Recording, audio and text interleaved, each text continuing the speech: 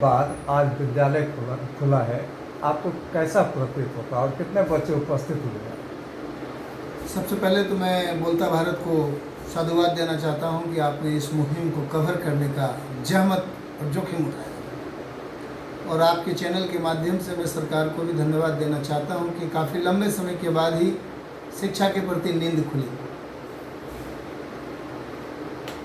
17 महीने के बाद विद्यालय खोलने का जो अनुभव है, आपको किस शब्दों में हम लोग बयान करें। छात्रों की जो स्थिति है, जो दशाएं हैं, वो काफ़ी गंभीर है। उपस्थिति नामात्र के बराबर है और देखिए आगे उपस्थिति क्या होती है। सर, अमूमन अप्रैल माह से सिलेबस शुरू होता है और अभी अगस्त में स्कूल खुल रहा है। ये आज है 17 अगस्त को स्कूल खुल रहा है। ऐसे में विद्यालय सिलेबस क्या पूरा करवा पाएंगे बच्चों का? देखिए, एक बहुत गंभीर विषय है और गंभीर सवाल आपने किया है और बहुत सही सवाल है। कोरोना काल का समय है और कोविड को भी ध्यान में रखते हुए हम लोगों को काम करना था और करना है। अभिभावक अगर इसमें सिलेबस को कंप्लीट करने में अभिभावक गणों का बहुत महत्वपूर्ण स्थान होगा, रोल होगा। अगर अभिभावक महोदय अपने अपने छात्र छात्राओं के प्रति सजग होकर और पूरी निष्ठा और ईमानदारी के साथ काम करेंगे तो यथासंभव इसको पूरा किया जा सकता है। बाधाएं तो बहुत होंगी। 4-4 महीने के सिलेबस को कवर करना कहीं ना कहीं दिक्कत की विषय होती है। हम शिक्षकों के लिए क्या है, एक दिन में 4 चैप्टर पढ़ा देंगे। कॉन्सेप्ट कितना क्लियर होगा, बच्चे कितना अंडरस्टूड करेंगे और बच्चों के माइंड में कितनी बातें आएंगी, ये देखने वाली बात होगी। तो ऑनलाइन वर्चुअल माध्यम से भी जो पढ़ाई हुई है, मैं फिर कह रहा हूँ, वर्चुअल पढ़ाई तो होती है लेकिन वो बहुत सकारात्मक नहीं है। जिस तरीके से आप ऑफलाइन बात करेंगे, ऑफलाइन और वर्चुअल में बहुत अंतर है और वर्चुअल में बच्चों के कॉन्सेप्ट को क्लियर कर पाना थोड़ा टफ टास्क है। सर, अभी आपने कहा कि सिलेबस अभिभावक की मदद से पूरा किया जा सकता है, लेकिन जो अभिभावक पढ़े लिखे नहीं है लेकिन वो शौक या और बड़े ही जोश के साथ, जुनून के साथ प्राइवेट स्कूल में बच्चों को पढ़ा रहे हैं, वो अपने बच्चों को कैसे सिलेबस पूरा करवा पाएंगे? मैं तो कह रहा हूँ ना, मैं फिर कह रहा हूँ कि अभिभावक के सहयोग से सिलेबस पूरा होगा। बोलिए कैसे?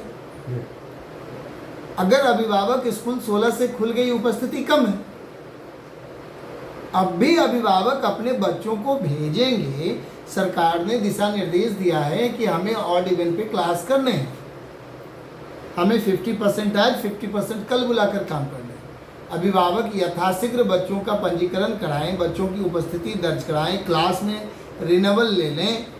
तो रिन्यूअल लेने के बाद मुझे ये तो पता हो कि पिछले वर्ष में कोरोना काल में बंद होने के पहले, लॉकडाउन के पूर्व, विद्यालय के एक क्लास में 40 बच्चे।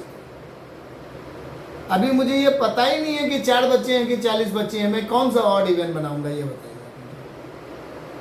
अभिभावक। इसलिए मैं कह रहा हूं कि अभिभावक का रोल बहुत इंपॉर्टेंट होगा। मैं तो अब भी कहूंगा, जागो। ये चिंता का नहीं, चिंतन का विषय है। सर, पिछले 15-16 महीना में आपने 17 महीना कहा, 17 महीने में शिक्षकों की क्या हाल रही और डायरेक्टरों का क्या हाल रहा, इस पर थोड़ा सा इस सवाल को आपने किया। इस सवाल में मुझे हंसी आई, लेकिन ये हंसी खुशी की नहीं, गम की थी। काश ये सवाल उस वक्त आप पत्रकार भाई बंधु द्वारा उठाया जाता। आपको सर पता होना चाहिए कि बोलता भारत बराबर इस मुहिम को उठाता रहा है। मैं इसके लिए आपको साधुवाद देता हूँ। प्राइवेट शिक्षकों की ये हालात है कि आपने देखा होगा कि प्राइवेट शिक्षक सड़कों पर सब्जियां बेच रहे थे, बूट पॉलिश कर रहे थे, मैकेनिक का काम कर रहे थे, किराना स्टोर में काम कर रहे थे। प्राइवेट सेक्टर्स कहीं ना कहीं अभिभावकों पर निर्भर होती है। अभिभावकों द्वारा आने वाली आय को ही शिक्षकों और कर्मचारियों के बीच डिस्ट्रीब्यूट किया जाता है। बिल्डिंग का रेंट है, इलेक्ट्रिसिटी है, व्हीकल्स है, इन सबों पर खर्च किया जाता है। प्राइवेट स्कूल्स को सरकार के माध्यम से किसी प्रकार का सहयोग प्रदान नहीं किया गया। स्कूल की बिल्डिंग बंद रही, बिजली का बिल भुगतान करना पड़ा, गाड़ियाँ खड़ी हैं, रोड टैक्स, परमिट, ये सब देना पड़ा। तो ये कहीं ना कहीं बहुत ही दुखद और चिंतनीय विषय है।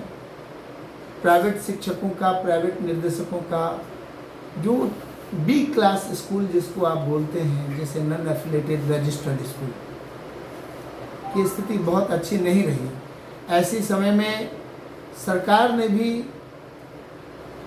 से जो राइट टू एजुकेशन का पैसा विद्यालयों का बनता था, वो भी कई वर्षों का पेंडिंग है, उसको भी सही समय पर रिलीज़ नहीं किया गया, जिससे निर्देशक, शिक्षक और शिक्षक परिवार, विद्यालय परिवार का बहुत प्रभावित नहीं, बहुत प्रभावित हुआ। तो सर आपको क्या लगता है कि अब विद्यालय खुलने से वो जो प्रभावित हुए, आर्थिक जो उनका क्षति हुआ है, वो भरपाई हो पाएगा? Time never will come back.